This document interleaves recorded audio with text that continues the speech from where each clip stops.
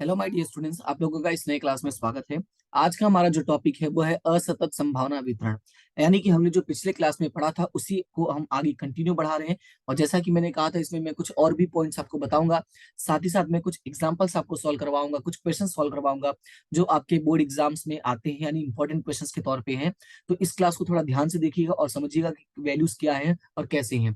तो थोड़ा सा मैं एक्सप्लेन करूंगा पहले अपनी लैंग्वेज में, बाद में जो यहाँ पे बुक में लिखा हुआ है मैं उसको एक्सप्लेन करने की कोशिश करूंगा। ठीक है। तो पहले चलते हैं अपनी बुक वाला, यानी जो सॉरी मेरा है एक्सप्लेनेशन, उसको देखते हैं। तो यहाँ पे कुछ इस तरीके से, यानी देखना, हमने क्या पढ़ा था। हमने ये पढ़ा था कि जो हमारा यादृच्छिक चल है, ठीक है, जो हमारा यादृच्छिक चल है यानी कि रैंडम वेरिएबल, ठीक है, इसको हम क्या करते हैं, वैल्यूज देते हैं। लेकिन जो वैल्यूज होगा वो कैसे होगा, वो होगा x1, x2, x3, x4। मतलब ये होगा कि हमारे पास जो x में हम दर्शाते हैं उसमें 1 2 3 4 5 इस तरह से कंटिन्यू दर्शाया जाएगा। ठीक है, इस तरह से क्या होगा, कंटिन्यू दर्शाया जाएगा। और लास्ट में जो होता है वो होता है xn, क्योंकि ये नंबर्स कंटिन्यू होते हैं, नेचुरल नंबर जिसको बोलते हैं। क्लियर हुआ इतना। अब होता क्या है, अगर मैं इनकी संभावना निकालना चाहूँ, ये तो मैंने x को वैल्यू दर्शाया, लेकिन अगर मैं इसकी क्या निकालना चाहूँ, संभावना निकालना चाहूँ, तो जैसा कि आपको पता है कि संभावना को हम किससे दर्शाते हैं, p से दर्शाते हैं। यानी कि हमारा जो नया बन जाएगा वो क्या बन जाएगा, वो बनेगा p of x1, p of x2, p of x3 और p ऑफ x4, और इसी तरह से p ऑफ x1 बन जाएगा। यानी संभावना कुछ हमारा इस तरीके से बन जाएगा। तो अब अगर मैं इसको और डिटेल में लिखना चाहूं, तो अब क्या होगा, यहाँ पे जो हमारा p of capital x is equal to small x होगा। कैपिटल x का मतलब जो हमारा मीन होता है, उसको हमने जो वैल्यूज दर्शाई है वो हमेशा x के संभावना के बराबर होता है। राइट। और यहाँ पे जो एक्स आई में लिख रहा हूं, इस आई का मतलब क्या होता है, आई का मतलब होता है 1 2 3 4, जो हमने अलग अलग वैल्यूज ली हैं। यानी कि याद रखना है सभी को कि जो हमारा वेरिएबल होता है, नहीं चल होता है, उनकी जो संभावना होती है 1 2 3 4 ऐसे करके दर्शाते हैं। और इसकी जो संभावना होती है, हमेशा संभावना हम जानते हैं कि जीरो से क्या होती है, बड़ी होती है।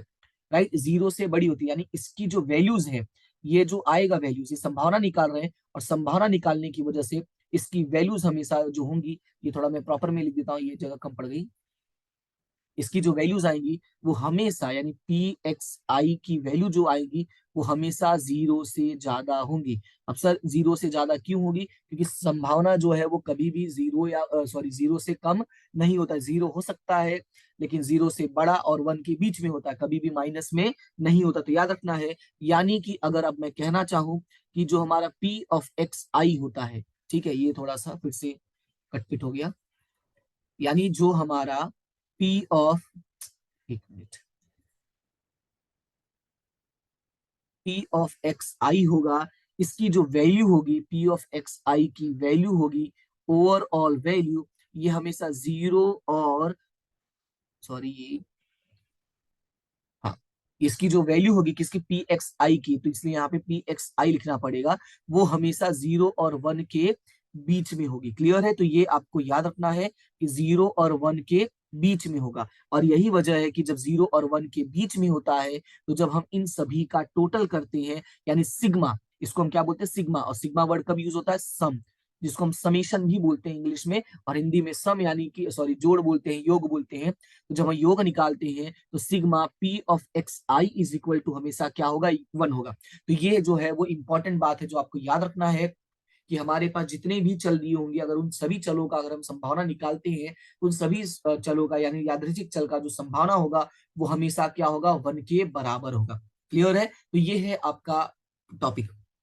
अब इसी को देखोगे तो परिभाषा में लिखा गया है पूरा, देखो यहाँ पे वही बातें लिखी गई हैं कि एक हमारे पास X X sorry X tends to R है, और आर जो है वो उस बच्चे x1 x2 x3 करके ऐसे x1 में से किसी भी एक मूल्य को धारण करता है। अब माना कि x धारण किया हुआ मूल्य जो है x1 की संभावना जो होगा वो p of x capital is equal to x1, यानी कि p ऑफ एक्स आई हो जाएगा। तो यहाँ पे जो पी एक्स आई होता है वो हमेशा 0 से बड़ा होगा, और आई का मतलब क्या है, 1 2 3 4 5, यानी किसी भी संख्या को हम निकालेंगे उसकी संभावना हमेशा 0 से ज्यादा होगी। और कहूं तो सिग्मा पी ऑफ एक्स आई हमेशा क्या होगा, 1 होगा। और दो वास्तविक मूल्यों के समुच्चय को तथा इस संभावना को यादृच्छिक चल x का असतत संभावना वितरण कहते हैं। यानी जब हम उसकी संभावना में दर्शा देते हैं तो इसी को हम क्या कहते हैं, असतत संभावना वितरण कहते हैं। क्लियर है? तो यही बात तो मैंने आपको जो एक्सप्लेन किया वही किया है, तो आप इसको याद रखना, आपको लिखने में आसान होगा। ठीक है, कि आपके पास कोई यादृच्छिक चल है जिसको x1 x2 x3 ऐसे करके दर्शाया गया है, अगर उसका हम संभावना निकालना चाहते तो उसको p से दर्शाएंगे। तो अगर p से दर्शा रहे इसका मतलब ये हुआ P of capital X is equal to small X, जिसका मतलब है कि पी ऑफ एक्स आई हो जाएगा, और यहाँ पे आई का मतलब होता है 1 2 3 4। और इससे हम ये समझते हैं कि जो पी ऑफ एक्स आई होता है वो हमेशा 0 से बड़ा होगा, और अगर 0 से बड़ा होगा तो एक्स आई की वैल्यू जो होती है वो 0 और 1 के बीच में होगी। यानी अंततः जो परिणाम निकला वो क्या निकला, कि सिग्मा पी ऑफ एक्स आई की वैल्यू हमेशा क्या होती है, 1 होती है, जो यहाँ पे आपका दिया हुआ है। क्लियर है इतना? ठीक है, अब ये डब्बा देखोगे तो डब्बा जो है वो इस तरीके से बनाया जाता है कि जो x1 हो गया, x2 हो गया, x3 हो गया, इस तरह से डैश डैश करते हुए उनकी संभावना लिखी जाती है। और जो संभावना का टोटल होगा, यानी यहाँ पे हम जब करेंगे तो हमेशा वो कितना आएगा, 1 आएगा। क्यों 1 आएगा? क्योंकि अभी मैंने समझा दिया कि सभी का टोटल क्या होता है, 1 होता है। क्लियर है इतना? अब थोड़ा चलते कुछ क्वेश्चंस देखते हैं, छोटे मोटे क्वेश्चंस, ताकि आपकी प्रैक्टिस हो जाए और आप चीजों को समझ पाए। तो यहाँ पे देखोगे लिखा हुआ है, निम्नलिखित दिए गए मूल्य में असतत चल की संभावना वितरण हेतु योग्य मूल्य है या नहीं ये ज्ञात कीजिए। यानी हमारे पास एक चल है एक्स है, और उसको हम लोगों ने वैल्यू दिया है 1 2 3 या 4। अब ये बोला है कि अब चेक करके बताओ ये सही है कि नहीं है। तो अगर ध्यान से देखोगे यहाँ पे, तो ये है P1 की वैल्यू 0.25, P2 की वैल्यू 0.75, P3 की वैल्यू है 0.25, और P4 की वैल्यू है -0.25। और ये बात मैंने बताया है कि संभावना कभी भी माइनस में नहीं होता है, और जो मैंने लिखा था वही लिखा था कि संभावना की जो वैल्यू होगी वो हमेशा क्या होगी, वो 0 से ज्यादा होगी। यानी ऐसे लिखा था कि नहीं, वो हमेशा क्या होगी, ग्रेटर देन 0 होगी। राइट? तो ग्रेटर देन 0 होगा मतलब ये क्या है, ये संभावना जो वितरण है ये पॉसिबल नहीं है, यानी योग्य मूल्य नहीं है। तो याद रखना है, यहाँ पे जो अंडरलाइन कर देता हूँ कि संभावना वितरण योग्य हेतु योग्य नहीं है, ये आपको याद रखना पहले का आंसर। दूसरे में क्या लिखा है, P of 1 is equal to 0.15, P of 2 is equal to 0.27, P of 3 is equal to 0.29 and P of 4 is equal to 0.21। अगर आप इसका टोटल करते हो तो पहले टोटल करके चेक करो कितना आ रहा है। अगर इसका टोटल करते हो तो मैं थोड़ा टोटल करके चेक कर लेता हूँ, क्योंकि मेरी जो गिनती है वो पॉइंट के मामले में थोड़ी कमजोर है। 0.15, 0.27, 0.29 एंड अगेन 0.29। अगर इसका टोटल करोगे तो इसकी जो वैल्यू आ रही है वो क्या आ रही है, 1 आ रही है। और ये अभी हम लोगों ने पढ़ा सिग्मा पी ऑफ एक्स आई की वैल्यू हमेशा क्या होती है, 1 होती है। इसका मतलब ये हुआ कि ये नियम का पालन कर रहे हैं, और इसीलिए हम इसको बोल सकते हैं कि यस, यस असतत चल का संभावना वितरण है। तो बस ये अंडरलाइन जो किया इसी को याद रखना है, बाकी जो एक्सप्लेनेशन है वो मैं बाजू में लिख दे रहा हूँ। अब तीसरा लिखा है P of 1, क्या लिखा है तीसरा, P of 1 is equal to 1/19, P of 2 is equal to 9/19, P of 3 is equal to 3/19 और P of 4 is equal to 4/19। अगर ध्यान से देखोगे तो सभी के डिवाइड में 19 है, और हमने पढ़ा है कि जब सभी के डिवाइड में सेम रहता है तो ऊपर वाले को जोड़ देते हैं। तो ऊपर वाले को जोड़ो तो कितना होगा, 9 1 10 3 13 4 17, यानी जो आंसर आएगा वो आएगा 17/19। राइट? कितना आ रहा है, 17/19। और हमने पढ़ा था कि जब हम सिग्मा पी ऑफ एक्स आई करते हैं, ध्यान से सुनना, जब हम सिग्मा पी ऑफ एक्स आई करते हैं तो उसकी वैल्यू 1 होती है, पर ये 1 नहीं हो रहा है। 17/19 का मतलब 1 से कम हो रहा है, और अगर 1 से कम हो रहा है इसका मतलब ये हुआ कि ये भी पालन नहीं करते हैं। तो ये रहा हमारा आंसर कि यह असतत चल का संभावना वितरण नहीं कहा जा सकता। क्यों नहीं कहा जा सकता है? क्योंकि इसका योग 1 नहीं है। क्लियर है इतना? तो ये थोड़ा छोटा क्वेश्चन था, बस आपको कंसेप्ट समझाने के लिए। ये जो मैंने बताया कि ये टोटल 1 होता है, इसका मतलब क्या है। फिर आगे एक और क्वेश्चन देखते हैं। यहाँ पे बोला गया है कि निम्नलिखित दिया गया वितरण ये असतत चल का संभावना वितरण कब बनेगा यह निश्चित कीजिए। बोला है कि भाई कब बनेगा वो बताना है आपको। और बोला है कि एक वैल्यू दिया है P of X is equal to, ध्यान से सुना ये वाला इंपॉर्टेंट है, P of X is equal to C into 1/4 power of X. तो मैं इसको थोड़ा सॉल्व करके दिखाता हूँ। ठीक है, उसको मैं थोड़ा सॉल्व करके दिखाऊंगा तब आपको समझ में आएगा। क्या लिखा हुआ है, P of X is equal to C into 1/4 power of X. और जहां पे x की वैल्यू है 1 2 3 4, ऐसे क्वेश्चंस बोर्ड एग्जाम में आते हैं। तो जब ऐसे क्वेश्चंस बोर्ड एग्जाम में आते हैं तो आपको करना क्या है, सबसे पहले याद रखना है कि एक्स की वैल्यू क्या है, 1 2 3 4, मतलब जहां जहां एक्स होगा वहां पे 1 2 3 4 रखना है। तो ये रहा हमारा एक्स और ये रहा हमारा एक्स। तो पहले हम 1 रखते हैं, तो p यानी x की जगह मैंने 1 रखा, तो p of 1 is equal to c into 1/4 power of 1।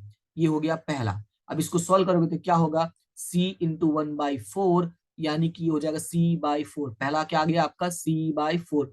ये p ऑफ 1 आ गया।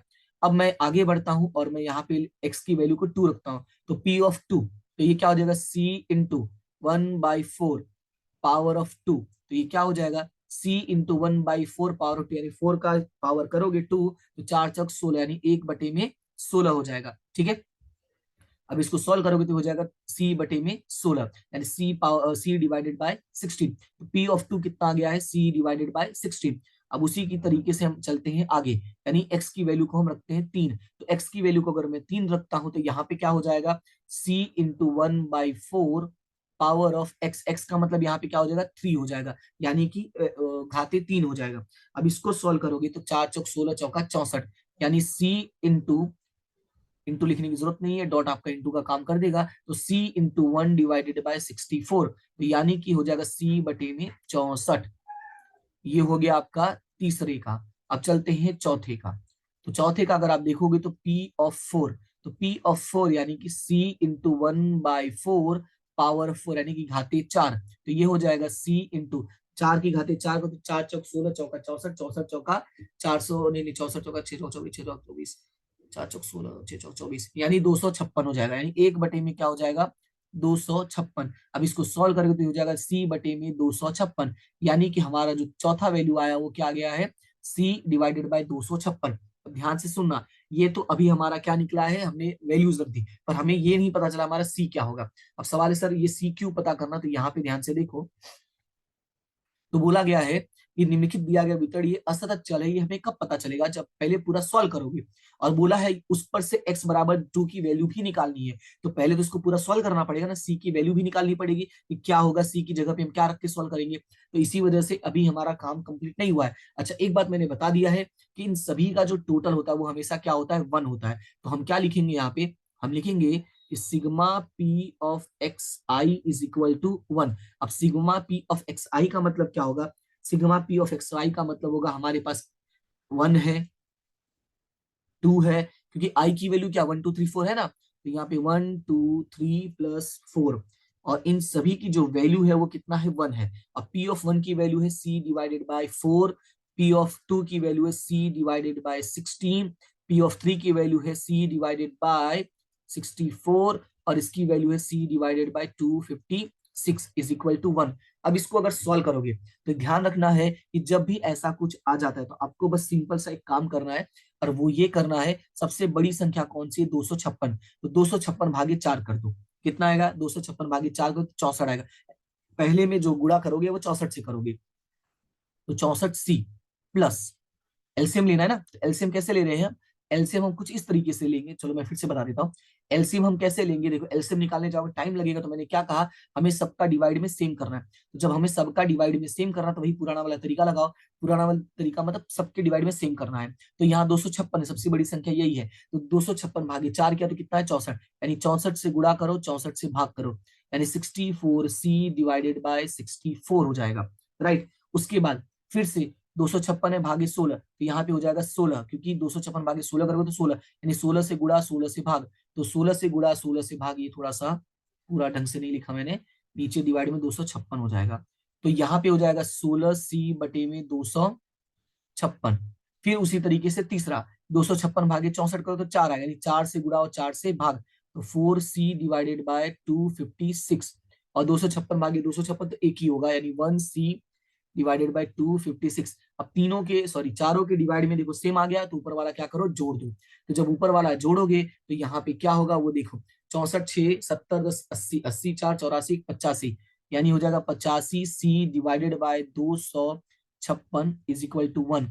अब क्रॉस मल्टीप्लीकेशन करो तो क्या होगा, 85c इज इक्वल टू 256, यानी c इज इक्वल टू 256/85। ये आ गया आपका c का वैल्यू, जो यानी c है उसकी जगह पे क्या होगा, उसकी जगह पे होगा 256 डिवाइडेड बाय 85।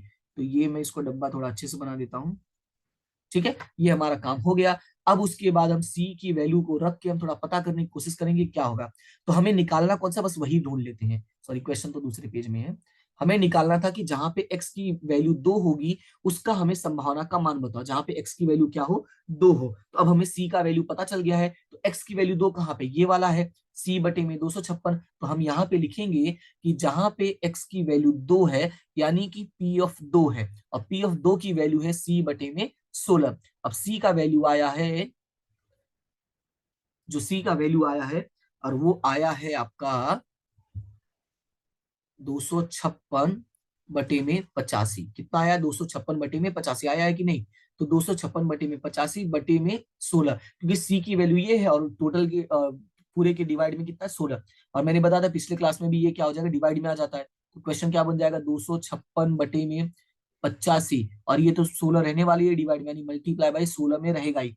अब कट करोगे तो 16 कम 16 और 16 16 256। तो जो आंसर आएगा वो आ जाएगा 16 बटे में 85, यानी कि P ऑफ 2 की जो वैल्यू आएगी वो क्या आ जाएगी, 16 बटे में 85। कुछ इस तरीके से आपका सॉल्यूशन हो जाएगा। क्लियर है इतना। एक और क्वेश्चन में बता देता हूं ताकि थोड़ा सा और भी चीजें क्लियर हो, थोड़ा ध्यान से देखना, ये आपके एग्जाम में पूछे गए क्वेश्चन से, इसीलिए मैं यहाँ पे सब कुछ बता रहा हूँ। उसके बाद तीसरा क्वेश्चन है। तीसरे क्वेश्चन में लिखा हुआ है कि यादृच्छिक चल x यह एक कंपनी में हुई वार्षिक दुर्घटना की संख्या प्रदर्शित करता है। यानी x की वैल्यू, जो x क्या है, ये प्रदर्शित करता है कि किसी कंपनी में कितना दुर्घटना हुआ था। तो 0 दुर्घटना, 1 दुर्घटना, 3 4 और सॉरी 0 1 2 3 और 4। फिर बोला उसका संभावना वितरण निकाला था, मैंने पी ऑफ एक्स निकाला था। तो ये निकाला था 4K, 15K, 25K, 5K और K। अब सवाल में 3 क्वेश्चन पूछा है। नंबर 1, अचलांक के का मूल्य, यानी यहाँ पे जो के है पहले वो उसका मूल्य ज्ञात करो, फिर से संभावना वितरण लिखो। तो कैसे सॉल्व करोगे वो ध्यान से देखना। तो सबसे पहले मैं आपको यहाँ पे क्वेश्चन लिखना चाहूंगा। ये एग्जाम्पल नंबर आपका कौन सा होगा, ये हो जाएगा एग्जाम्पल नंबर 3। ठीक है, सबसे पहले मैं पूरा डब्बा कॉपी करना चाहूंगा। तो यहाँ पे लिखेंगे X is equal to small X, 0 1 2 3 और 4। ठीक है, और यहाँ पे लिखेंगे P of x is equal to, 0 वाली की वैल्यू क्या है, 4K, इसकी वैल्यू क्या है, 15K, और इसकी वैल्यू क्या है, 25K। ये थोड़ा छोटा पड़ गया मुझे लग रहा है, ये थोड़ा बड़ा बनाना पड़ेगा। एक काम करता हूँ, मैं वैल्यू लिख लेता हूँ फिर मैं डब्बा बनाता हूँ। तो पहले मैंने कहा x is equal to X हो जाएगा, और P of x is equal, यहाँ पे क्या होगा वो देखो, बीच में लाइन तो खींच ही सकता हूँ ना, हाँ बीच में लाइन खींच सकता हूँ। 0 के नीचे कितना लिखा हुआ है, 0 के नीचे लिखा है 4K, फिर 1 के नीचे लिखा हुआ है 15K,